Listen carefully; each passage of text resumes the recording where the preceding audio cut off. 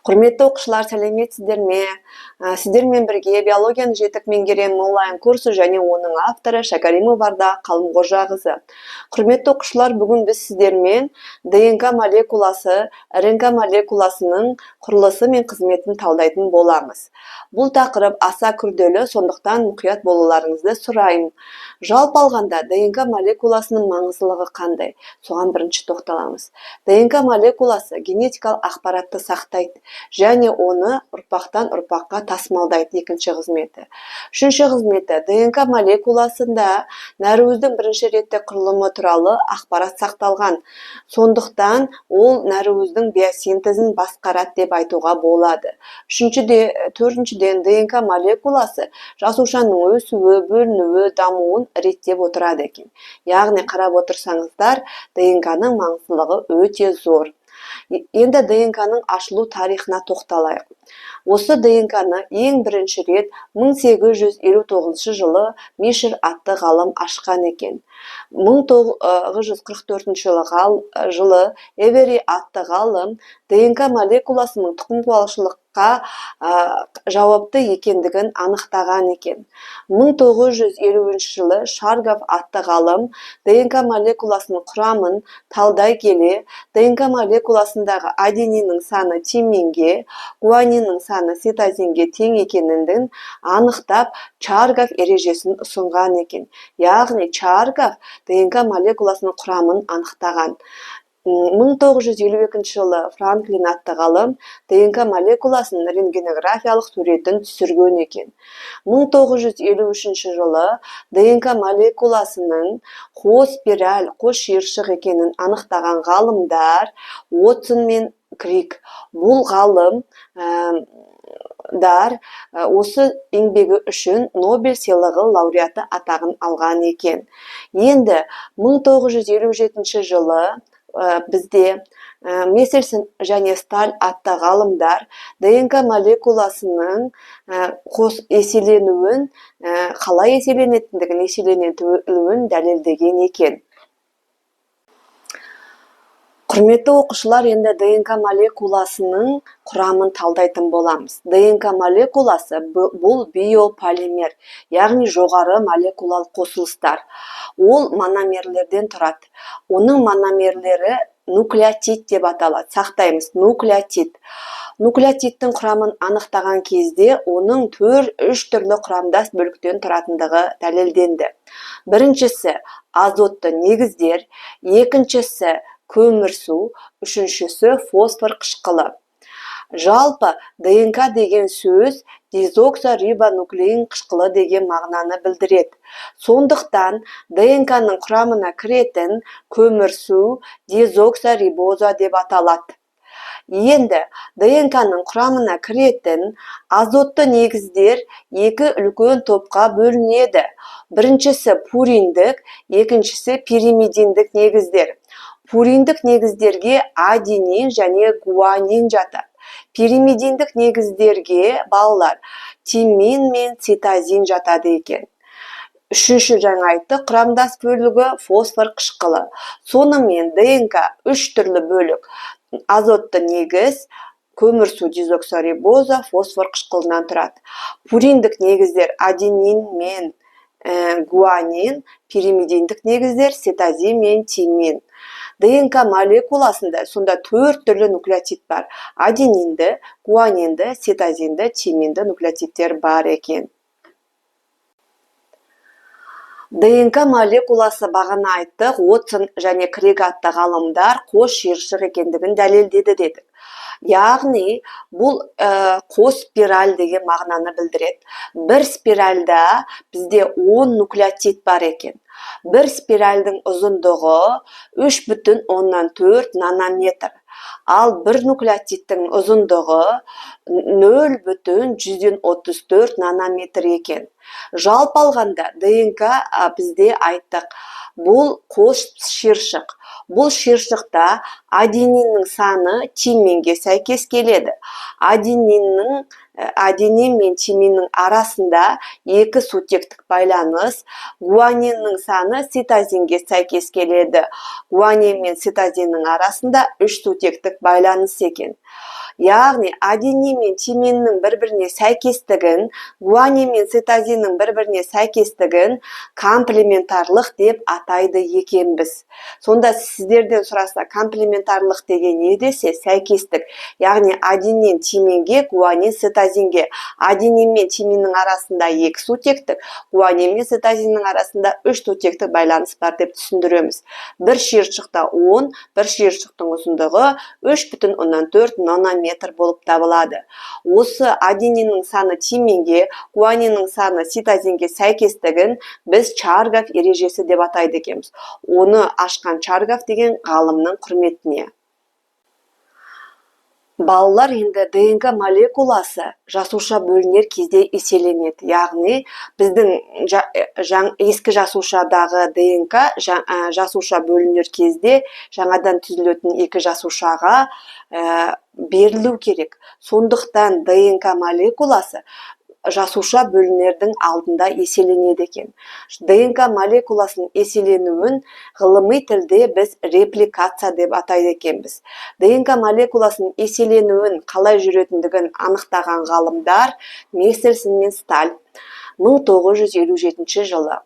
Олар 3 нұсқаны ұсынған екен. Оның бірінші нұсқасы дисперсивті. Дисперсивті нұсқада ДНК молекуласы ұсақ бөлшектерге үзіледі. Сол ұсақ бөлшектер жаңа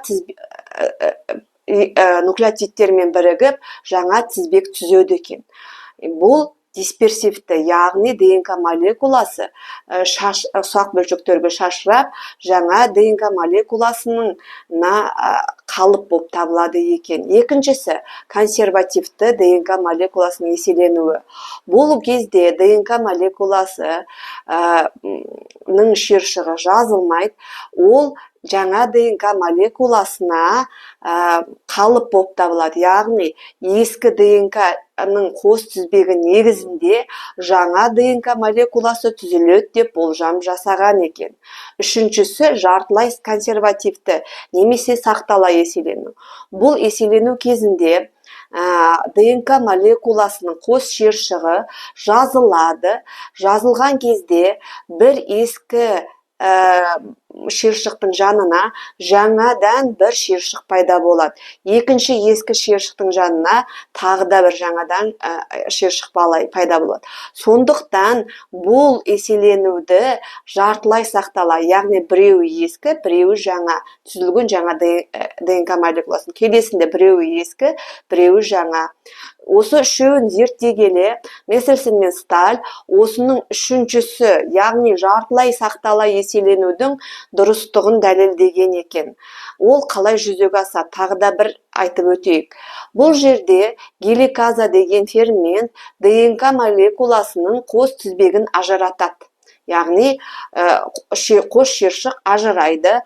Одан кейін бұл бір шиыршық екі ескі шиыршықтың жанына жаңадан шиыршықтар пайда болады. Бұл жерде ДНК полимераза атты ферменттің көмегімен жүзеге асады екен. Яғни қарап отырсаңыздар, ДНК молекуласының еселенуін ашқан ғалым Мессельсон мен Сталь, олар ДНК-ның жартылай сақталай еселенетіндігін дәлелденген. Бұл еселенуді біз ғылыми тілде репликация дейміз. Шиыршықты ажырататын фермент геликаза, ал жаңа тізбектердің түзілуіне мүмкіндік беретін фермент ДНК полимераза екен. Құрметті оқушылар, енді РНК-ны қарастырамыз. РНК-ның ұзақ сөзі рибонуклеин қышқылы. Риба ДНК-ның толық ұзақ атауы дезоксирибонуклеин қышқылы. ДНК-ның рибонуклеин қышқылы деп аталатын себебі оның құрамына кіретін көмірсу рибоза. Сондықтан ол рибонуклеин қышқылы деп аталады. РНК-да бұл биополимер, жоғарғы молекулалық қосылыс. Оның мономері нуклеотид. РНК-ның мономері де 3 құрамдас бөліктен тұрады. Біріншісі азотты негіз, екіншісі көмірсу, үшіншісі фосфор қышқылы. РНК-ның азотты негіздері пуриндік деп және пиримидиндік деп бөлінеді. Пуриндік азотты негіздер аденин мен гуанин.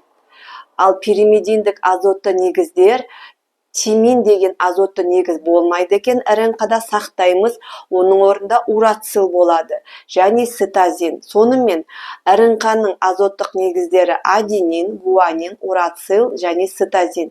Тимин деген нуклеотид ол ДНК-да ғана болады. Ал урацил РНК-да ғана болады. Жаңа екінші құрамдас бөлігі көмірсу дегенбіз. Көмірсу рибоза деп аталады. РНК-ның көмірсуы рибоза. Үшінші құрамдас бөлігі фосфор қышқылы. Жалпы РНК бізде жасушада 3 түрлі болады. Бұл бізде біріншісі рибосомалық РНК, екіншісі тасымалдаушы РНК, үшіншісі ақпараттық РНК. Құрметті оқушылар, енді РНК-ның түрлерін жекелей талдайтын боламыз. Жалпы алғанда жаңа айттық, РНК-ның 3 түрі бар. Рибосомалық, ақпараттық және тасымалдаушы. Бірінші ақпараттыққа тоқталайық. Ақпараттық РНК бұл бізде ДНК-дан негізінде түзіледі екен. Яғни ақпараттық РНК нәруыз туралы ақпаратты ДНК-дан жазып алынады. Бұл процесс бізде транскрипция деп аталады екен. Яғни ДНК-ның негізінде азотты негіздерден ақпараттық РНК синтезделеді. Бұл процесс транскрипция деп аталады. Ядрода жүзеге асады. Сөйтіп ақпараттық РНК ядродан шығып рибосомаға барады. Яғни ақпараттық РНК ядрода ДНК-дан синтезделеді. Оның жасушадағы мөлшері 3-5% екен. Ол бір тізбекті кодондардан тұрады. Оның маңызына келетін болсақ, ол ДНК-дағы генетикалық ақпарат, нәруыз туралы ақпаратты жазып алып, ақуыз синтезіне матрица болып табылады екен. Яғни ДНК-да орналасқан ақпаратты жазып алып рибосомаға барады. Сол рибосомада ақпараттық РНК негізінде нәруыздің синтезі жүзеге асады екен. Енді келесі балалар бізде ол тасымалдаушы РНК.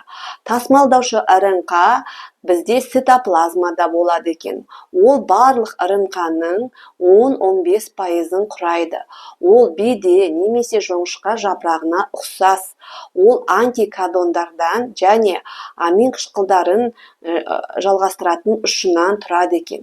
Тасымалдаушы немесе транспорттық РНК-ның маңызы ол бос цитоплазмада жүрген бос амин қышқылдарын рибосомаға жеткізеді. Соның негізінде болашақта амин қышқылдарынан нәруыз түзіледі. Сонда тасымалдаушы РНК-ның маңызы ол мына амин қышқылдарын рибосомаға тасымалдайды. Сондықтан да оның аты тасымалдаушы болып табылады екен. Пішіні жоңышқа жапырағына ұқсас антикодон деген құрылымдық бөлігі бар екен. Келесі рибосомалық РНК. Ол ядрошықта түзіледі, рибосоманың құрамына енеді екен. Жалпы барлық ДНК-ның 80-85%-ын құрайды. Бір тізбекті рибосоманың негізгі құрылымдық бірлігі болып табылады. Рибосоманы түзеді және ақуыз синтезін жүзеге асырады екен. Құрметті оқушылар, рибосомада бізде нәруыз синтезі жүреді. Сонымен бір түйіндейік. Ақпараттық РНК нәруыз туралы ақпаратты көшіріп алып, ядрода орналасқан ДНК-дан рибосомаға барады. Тасымалдаушы РНК цитоплазмада бос жүрген амин қышқылдарын нәруыз синтезі жүзеге асатын рибосомаға барады. Солардан нәруыз түзіледі. Ал рибосомалық РНК рибосоманың негізін құрайды, нәруыз синтезіне қатысады екен. Құрметті оқушылар, бүгін біз өте ауқымды материалды қарастырдық. Бүгінгі видеоны көріңіздер. Егер түсініксіз болып жатса, тағы көріңіздер. Сонымен бірге сіздерге ұсынылған өте ауқымды материалды слайдтарға жазылып тұр. Көрнекі түрде соны дәптерімізге жазамыз және онлайн тест платформасындағы тестті шешуді ұмытпаймыз. Сіздерге бүгінгі менің түсіндірген сабағым түсінікті болды ғой деген ойдамын. Келесі сабақта кездескенше сау болыңыздар.